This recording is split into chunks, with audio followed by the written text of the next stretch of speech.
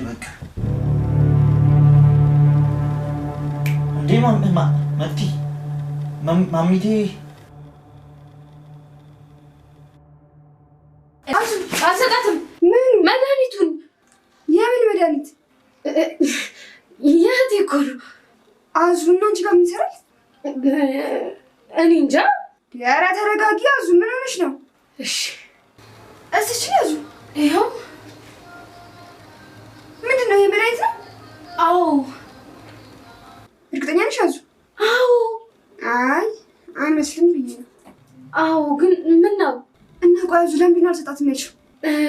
እንትን መድኃኒቱ በባህላዊ መንገድ ነው የተሰራው እና ድንገት እኮ ከጎዳት ብዬ ነው። አዙ መጀመሪያ ምን ችግር አለ? እሺ አሁን ብርጭቆ ውስጥ ነው። እሺ እንዴ ሰላም እንዴት ናችሁ? ውድ የርብቃ ድራማ ቤተሰቦች ደህና ናችሁ ወይ? እንኳን ወደ ቻናሌ በሰላም መጣችሁ። ርብቃ ለአቤል የውርሱን ወረቀት እንደምትፈርምለት ከነገረችው በኋላ አቤልም እንግዲህ ወረቀቱን ለመፈለግ ወደ ቦታው ሲሄድ ወረቀቱን እንዳላገኘው አክት ያደርጋል ማለት ነው። ፈልጓ ግን አጥንቶት ይሆን ወይም ደግሞ እየቀለደ እንደው አላውቅም። ርብቃ በሁኔታው ትደነግጣለች።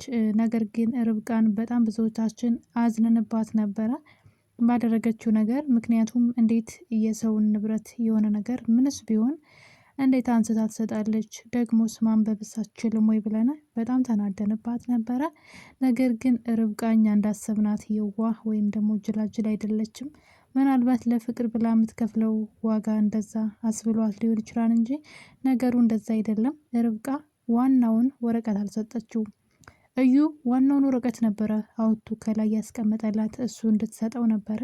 በዛውን ደግሞ እሷን ወጥመድ ውስጥ አስገብቶ የእሷ ጥፋት ወይም ደግሞ ወረቀቱን እሷ እንደወሰደችው እንዲደረግ የራሱን ሌላ ድራማ ሰርቶ ነበረ። ነገር ግን ሁሉም ነገር አልተሳካለትም። እዩ እንደምታውቁት በጣም ራስ ወዳድና ስግብግብ አይነት ሰው ነው። መቲን ሳይቀር በህይወቷ የሚጫወትባት እንግዲህ እሷ ስለምትወደው እየሄደ ይቅርታ ሲጠይቃትና ለራሱ ፍላጎት ሲሆን እየሄደ ለማመጣታን እሷም የምር የተመለሰ እየመሰላት እሺ ብለው አብረው ትሆናለች። ልክ የሚፈልገውን ነገር ሲያገኝ ደግሞ መልሶ ትቷት ይሄዳል። ያሳዝናታል ማለት ነው። በዚህ ሁኔታ እያሉ እንግዲህ የውሸት ሁሉ ትዳር አሰርቶ በጣም ራስ ወዳድና ስግብግብ መሆኑን እንግዲህ ተመልከቱ።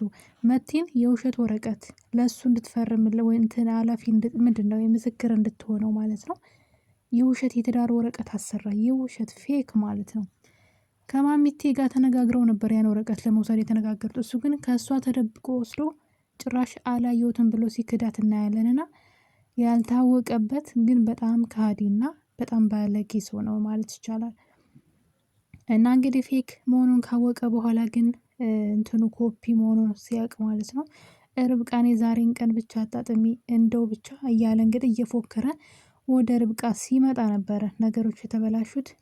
ድንገት ቁጭ ብለው ሳሎን እያወሩ እያለ እንደምታዩት ማዘሯ ያቺ ላይ የገባች ርብቃን እየነቀፈቻት እያለ ድንገት መቲ በሩን ከፍታ ትገባና እዩ ብላ ትጮኻለች።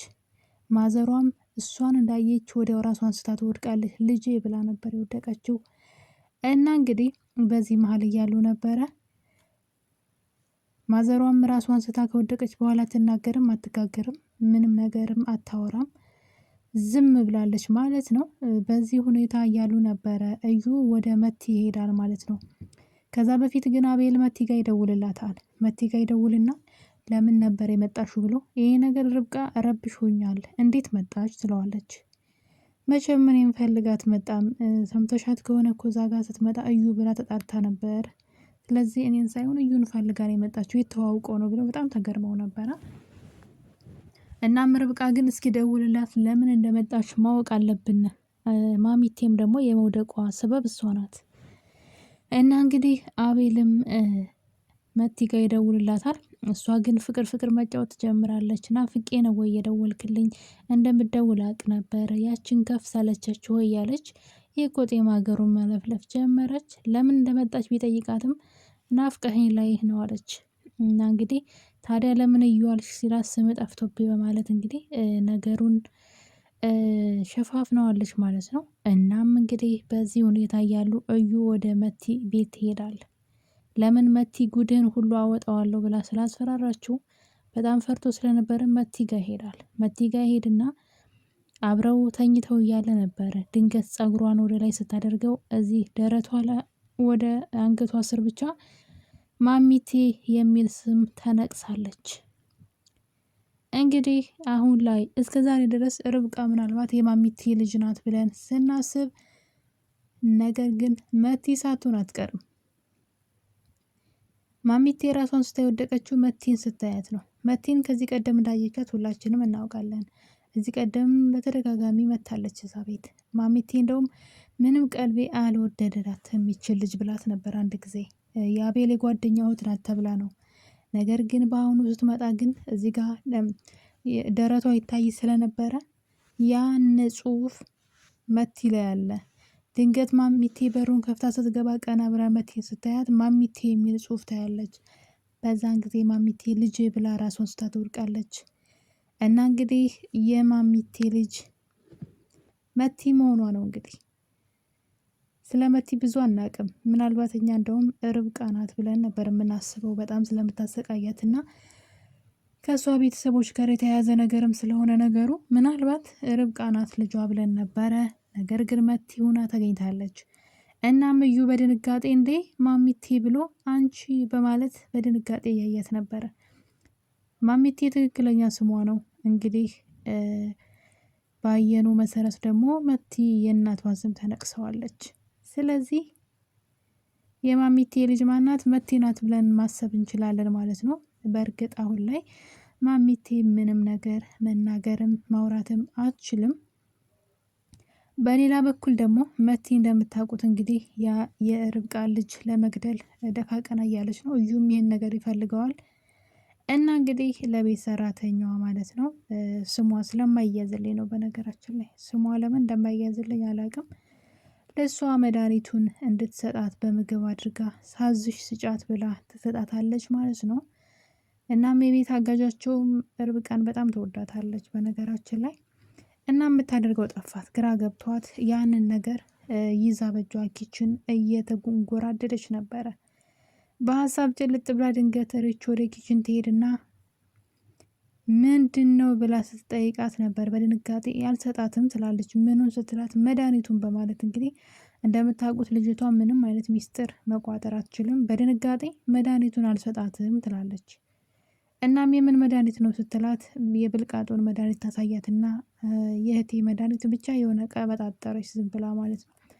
ሪችም ነገሩን ቦታ አልሰጠችውም፣ ግን መጠራጠር ነበረባት። የምን መድኃኒት ነው በብልቃጥ እንደዚህ የተሰጠሽ ለዛውም ኪችን ውስጥ ብላ ከመጠራጠር ይልቅ መልሳ ሰታት እርግጠኛ ነሽ ይሄ ነገር መድኃኒት ነው እያለች መልሳ ሰታታለች መቲ ማለት ነው። ያደረገችው ልክ አይደለም። ሪች መድኃኒቱን መመለስ አልነበረባትም። ርብቃ እንግዲህ እንደምታዩት ሆዷ በጣም ገፍቷል። አሁን ላይ በጣም ነው የገፋው ሆዷ። መውለጃዋ ጊዜ ራሱ የደረሰ ነው የሚመስለኝ። በዚህ ሁኔታ እንግዲህ እነሱ የእሷ ልጅ ለመግደል ደፋ ቀና እያሉ ነው። ስለዚህ ርብቃ መጠንቀቅ አለባት ከዚህ በኋላ የምትበላውን የምትጠጣውን ነገር። በእርግጥ እሷ ተጠንቅቃ አይሆንም፣ ግን በተቻላት አቅም ምንድን ነው የሚባለው ካልተጠነቀቀች፣ በጣም ይቅርታ ለአማርኛ፣ ሌላ ችግር ውስጥ ትገባለች። ልጇን ልታጣውሉ ትችላለች። እሷም ራሱ ልትሞት ትችላለች። ምክንያቱም ሆዷ በጣም አድጓል። እና የኔ ተወዳጆች እንግዲህ ርብቃ ድራማ እንደምታዩት እንግዲህ አሁን ላይ ማሚቴ ማውራት መናገር አትችልም። ርብቃም ደግሞ ሆዷ በጣም ገፍቷል። እዩና መቲ ደግሞ የርብቃን ልጅ እና የአቤልን ልጅ ለመግደል እየተማከሩ ይገኛሉ።